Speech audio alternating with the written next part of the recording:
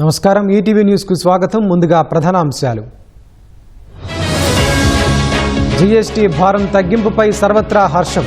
వృద్ధి రేటు పరుగులు పెడుతుందని విశ్వాసం.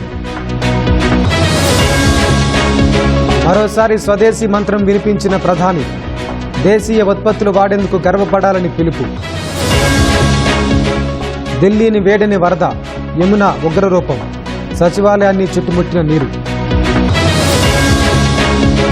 పంజాబ్లో వరదలకు లక్షల ఎకరాల్లో పంట నష్టం. రైతులను ఆదుకుంటామని కేంద్రం భరోసా. మణిపూర్లో శాంతి దిశగా అడుగులు. కేంద్ర రాష్ట్ర ప్రభుత్వాలు కుకీల మధ్య ఒప్పందం. ఎన్ఐఆర్ఎఫ్ ర్యాంకుల్లో మళ్లీ IIT Madras అగ్రస్థానం.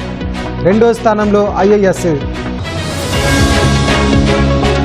Jinping, Putin, Kim భేటీపై ట్రంప్ ఆగ్రహం. సైన్యంలో మార్పులు చేయాలని పెంటగాన్కు ఆదేశాలు.